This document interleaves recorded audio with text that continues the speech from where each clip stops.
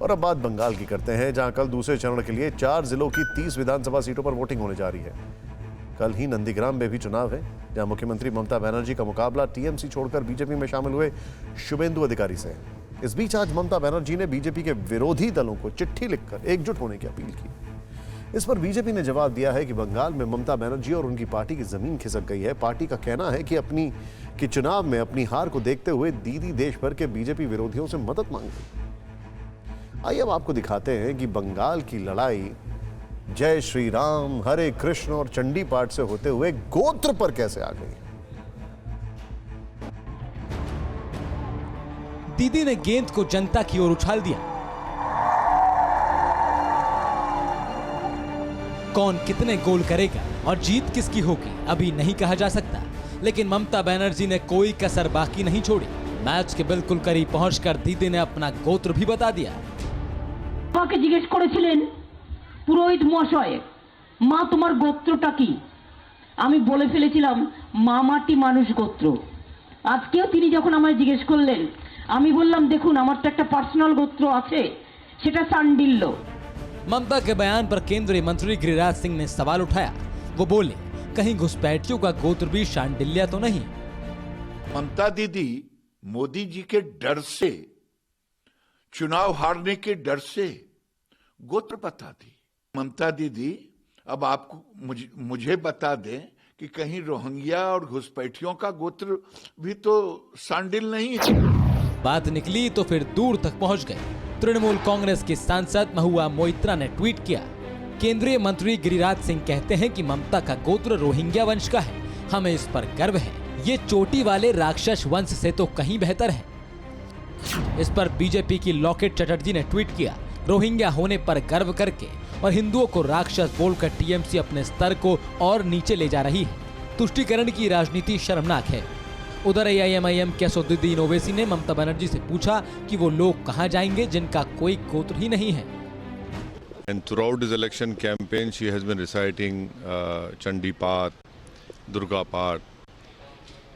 My reaction to her statement is that if she is saying that she belongs to an upper caste Brahman Hindu community and that too her gotra is Shandliya, then where should Muslims and Dalits of West Bengal go? दरअसल ओवैसी ममता बनर्जी के उस चुनाव प्रचार की बात कर रहे हैं जिसमें वो मंदिर मंदिर घूमती नजर आईं, जिसमें उन्होंने चंडी पाठ भी किया। ओम सर्वमंगला मंगल्ये शिवे सर्वार्थ साधिके शरण्ये त्र्यंबके गौरी नारायणी नमोस्तुते। तो क्या मान लिया जाए कि बीजेपी ने सभी विरोधियों को अपनी ही पिच पर खेलने को मजबूर कर दिया है? दुर्गा पूजा के विसर्जन पर रोक, सरस्वती पूजा पर रोक। इस साल मैंने देखा कि टीएमसी के कार्यकर्ता बड़े बढ़ चढ़ करके सरस्वती पूजा मना रहे थे। अरे इस साल तो मनाने लगे, 4 साल कहां थे? अब तो ममता जी भी वो चंडी का पाठ कर रही हैं। शुक्र है भगवान का कि ये ब्लड ग्रुप भी नहीं लेके आ जा रहे चुनाव में। असदुद्दीन ओवैसी के बयान पर शायद आपने गौर किया होगा। उन्होंने कहा कि जिन लोगों का कोई गोत्र नहीं है वो कहां जाएं। दरअसल उनका इशारा बंगाल की मुस्लिम और दलित आबादी की तरफ था। धर्म के आधार पर वोट की चर्चा तो पूरे बंगाल चुनाव में छाई हुई है, लेकिन एक गणित जाति के इर्द गिर्द भी घूम रहा है जो कि राज्य की 127 सीटों को प्रभावित करता है। ये रिपोर्ट देखें। अक्सर पश्चिम बंगाल का मुस्लिम वोट चर्चा में रहता है क्योंकि ये राज्य की कुल आबादी का 27% है, लेकिन मुसलमानों के बाद जो सबसे बड़ी आबादी चुनावी गणित को प्रभावित कर सकती है वो है शेड्यूल्ड कास्ट, यानी अनुसूचित जाति की आबादी।